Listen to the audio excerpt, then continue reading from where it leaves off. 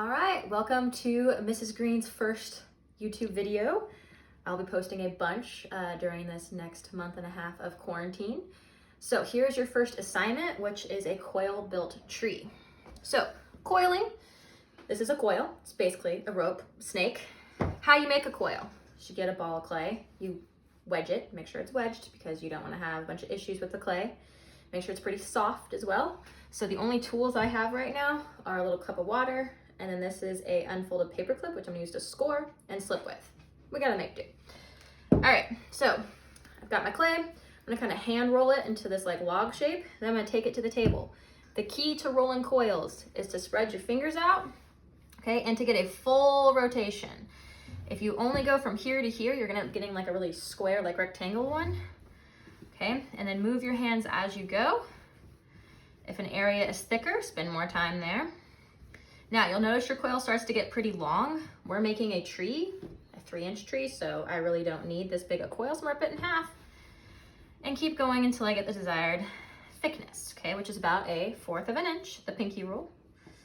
All right, now because we're making a tree, we're gonna wanna make them where it's tapered. So can you see how it's thicker at the bottom and thinner at the top, like a branch?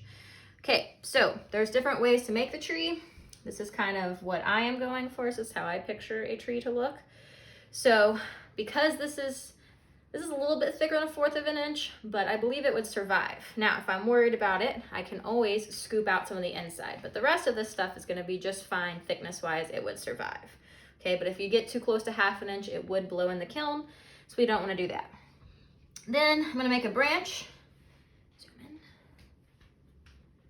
So to make a branch, I start with the thicker one, okay? And then I'm gonna branch out from there. Haha. So I would slip and score this little sucker on. Just get a little bit of water.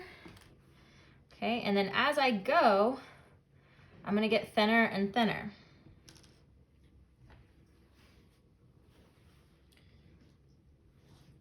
And so it's gonna start to look a lot more realistic here.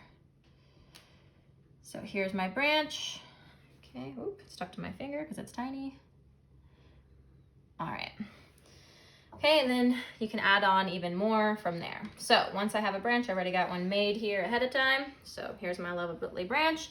And then I'm gonna slip and score this onto my tree, okay? And I'd probably do one more at least, so that way it looks more realistic.